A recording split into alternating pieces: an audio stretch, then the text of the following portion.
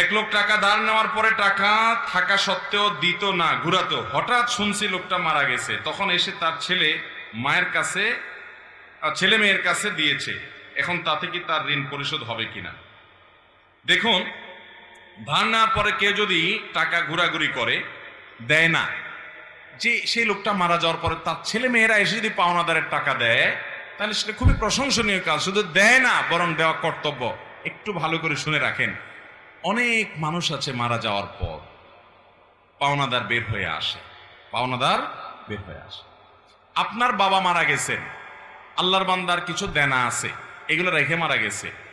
ইসলামের নির্দেশ হলো তার মৃত্যুর পর তার দাফন কাফনের জন্য যে টাকা খরচ হবে সেগুলো তার টাকা দিয়ে খরচ করবেন। এরপর তিনি যদি কোনো দেনা রেখে যেয়ে থাকেন, ভাগ বন্টন পরে আগে তার সব দেনা শোধ করতে হবে তার টাকা দিয়ে, তার জমি জমা বিক্রি করে। এরপরে যদি কিছু থাকে সেটা দিয়ে তার ওসিয়ত থাকলে সে ওসিয়ত 1/3 মধ্যে পূরণ হবে। 1/3 মানে তার টোটাল সম্পদের দাম 10 লাখ, তাহলে তার ওসিয়ত যত বেশি হোক না কেন 3 লাখ পর্যন্ত পূরণ হবে, এর বেশি না। বাকি যেগুলো থাকবে সেগুলো ওয়ারিসরা ভাগ করে পাবে। আর যদি কারোর কোনো ওসিয়ত না করে যায়, যে অমুক জায়গায় দিও, মসজিদে দিও, মাদ্রাসে দিও, অমুকরে দিও, এরকম কোনো ওসিয়ত না থাকে, তাহলে তো সেটা বাদ। কিন্তু দেনা থাকলে আগে দেনা দিতে হবে, তারপরে সন্তানরা ভাগযোগ করে সম্পদ নেবে। আমার দেশে দেখা যায় দেনা দেয়া তো পরের কথা, আজকাল তো প্রায় সময় পত্রিকা দেখা যায় বাবার লাশ পড়ে আছে আর সন্তানরা জমি জমা নিয়ে কাড়াকাড়ি করতে করতে ব্যস্ত, বেচারাকে দাফন পর্যন্ত করছে না। ঠিক কিনা বেঠিক?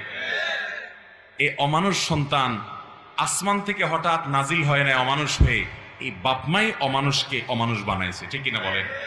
এর পরিণাম, এর পরিণতি এই আল্লাহর বান্দা নিজেই ভোগ করছে নির্লজ্জের মতো। প্রায় সময় কয়দিন পরপরই দেখি পত্রিকাতে যে বাবার লাশ পড়ে আছে গ্যারেজে, বাড়ির সামনে, ওইটা দাফন করার মতো মানুষ নাই, গন্ধ ছুটে গেছে, ছেলে মেয়েরা কামড়াকামড়ি মারামারিতে লিপ্ত, জমি জমা দখল নিয়ে। এই জন্য বাবারা সন্তানরে মানুষ বানায় যান, মুসলমান বানায় যান, দুনিয়ার জীবনটা জীবন্ত জান্নাত হবে। আর না হলে আপনার এই কাজের প্রায়শ্চিত্ত আপনাকে ভোগ করতে হবে। শুধু ওকে দুনিয়া শিখাইলেন, আখিরাত শিখান নাই, আপনি আফসোস করে কুল পাবেন না। পৃথিবীতে যেখানে মুসলমান আছে, মুসলমানের আধিক্য আছে, সেখানে দেখবেন কোনো বৃদ্ধাশ্রম নেই, বৃদ্ধাশ্রমের দরকার নাই। আর পৃথিবীর উন্নত দেশগুলোতে শিক্ষা আছে, দীক্ষা আছে, জ্ঞান আছে, বিজ্ঞান আছে, প্রযুক্তি আছে, সবকিছু আছে, কিন্তু বৃদ্ধাশ্রমও আছে। কারণ মনুষ্যত্ব, মানবতা, মা বাবার প্রতি দায়বদ্ধতা, এটা আল্লাহর প্রতি ঈমান না থাকলে সে মানুষগুলো আসলে সেভাবে বুঝে না। আল্লাহ আমাদের সন্তানগুলোকে মানুষ হতে মানুষ করার তৌফিক দান করুন।